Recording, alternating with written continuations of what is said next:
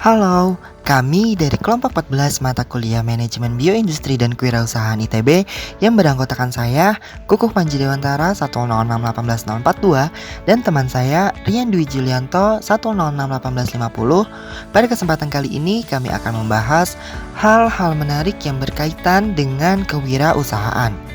Adapun output dari presentasi kami diantaranya adalah pengertian kewirausahaan, definisi wirausaha, faktor-faktor yang menunjang keberhasilan wirausaha, penyebab kegagalan wirausaha, dan kemudian ketika kita punya kesempatan untuk membangun sebuah usaha, kira-kira tipe usaha semacam apa sih yang akan kita realisasikan ke depannya. Dan yang terakhir, kita juga akan membahas informasi menarik lainnya seputar dunia kewirausahaan. Akhir-akhir ini kita seringkali mendengar kata startup. Dan mungkin yang ada di benak kita ketika muncul kata startup adalah platform bisnis online ataupun ojek online. Karena memang pada dasarnya startup itu adalah sebuah bisnis baru yang didukung dengan bantuan layanan digital. Dan dalam konteks ini, startup merupakan bagian dari implementasi kewirausahaan. Lalu sebenarnya kewirausahaan itu apa sih?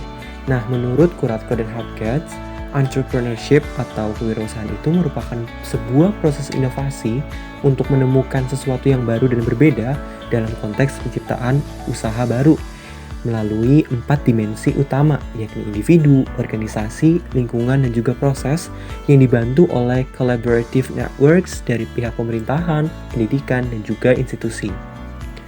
Kemampuan menciptakan usaha baru tentu memerlukan adanya kreativitas dan inovasi yang terus-menerus guna menemukan sesuatu yang berbeda dari yang sudah ada sebelumnya. Dari kreativitas dan inovasi tersebut, pada akhirnya diharapkan mampu memberikan kontribusi bagi masyarakat banyak dan memiliki nilai tambah. Nah, berbeda dengan kewirausahaan, definisi wirausaha menurut Kuratko dan Hapkats adalah seorang katalisator perubahan ekonomi yang menggunakan purpose searching atau pencarian yang terarah, serta perencanaan dan pertimbangan yang matang ketika melakukan proses kewirausahaan.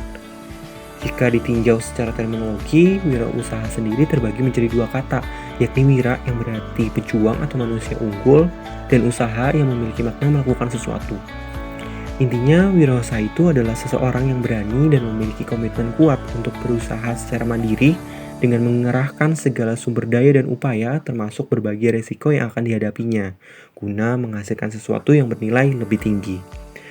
Oleh karena itu, dari kedua definisi tersebut kita dapat mengetahui perbedaannya di mana kewirausahaan adalah proses penciptaan inovasi, sedangkan wirausaha itu adalah pelaku atau orang yang melakukan proses tersebut.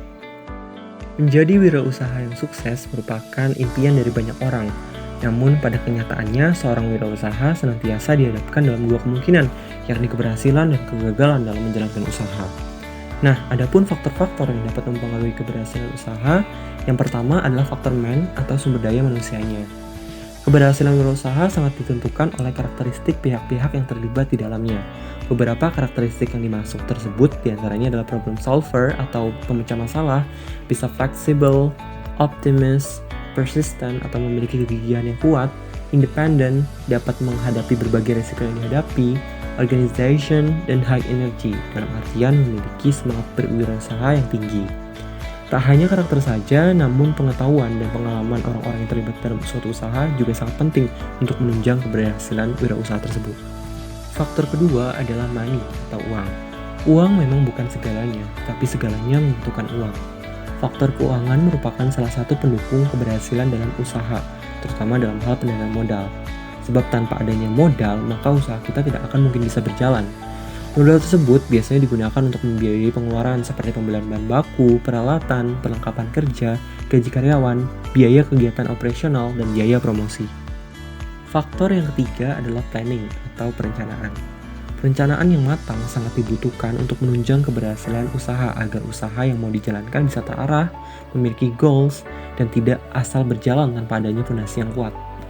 Proses perencanaan dapat dimulai saat usaha itu akan didirikan, misalnya penentuan jenis produk yang akan dibuat, berapa perkiraan jumlah modal yang dibutuhkan, siapa sajakah target konsumen penjualannya, di mana tempat usahanya, siapa saja yang terlibat dalam kegiatan usaha tersebut, serta rencana jangka panjang usahanya mau dibawa ke arah kemana, termasuk resiko potensial yang akan muncul.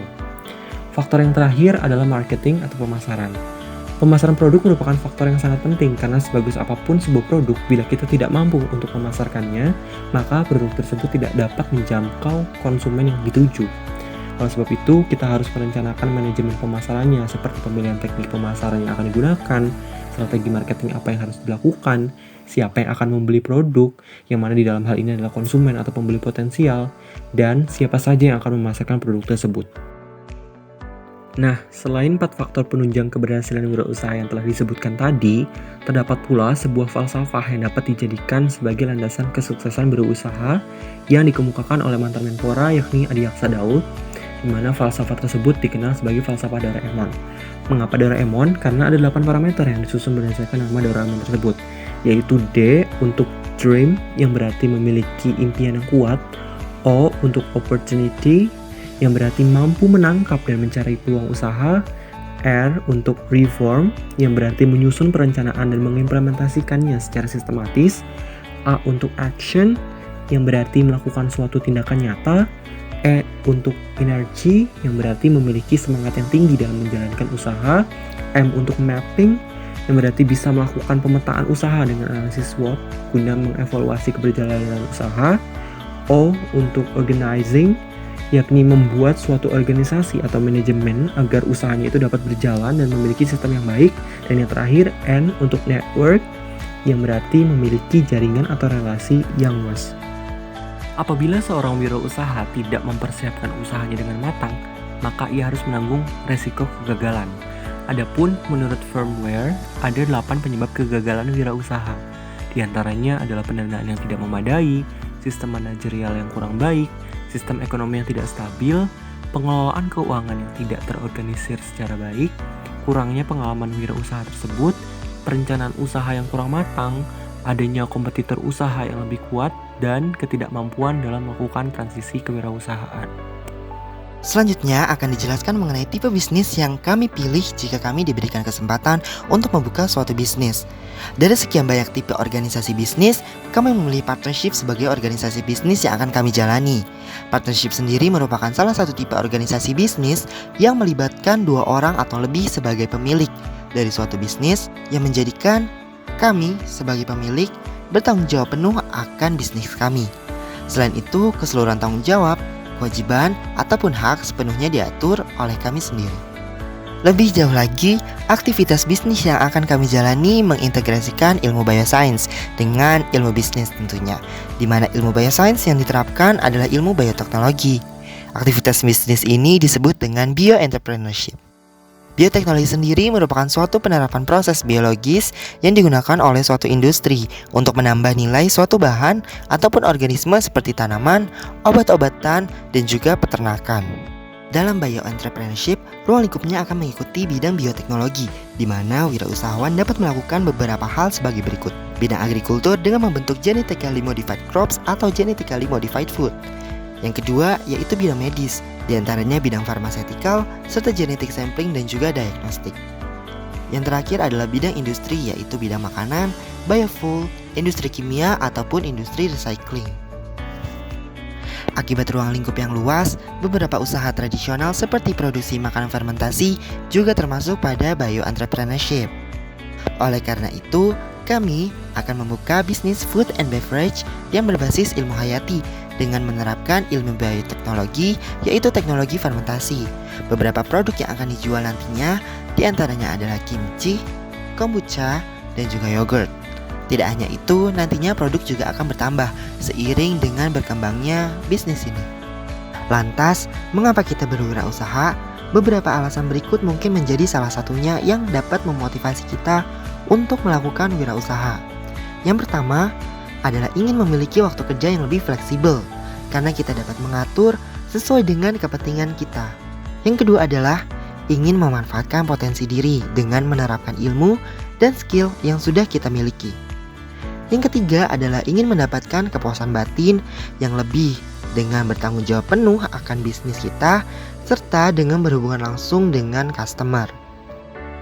Dan yang terakhir adalah ingin memberi nilai tambah pada dunia. Menjadi wirausahawan atau tidak itu merupakan suatu pilihan. Yang terpenting adalah kita menjadi diri kita sendiri dan memiliki keinginan untuk terus tumbuh dan berkembang dimanapun kita berada. Sekian.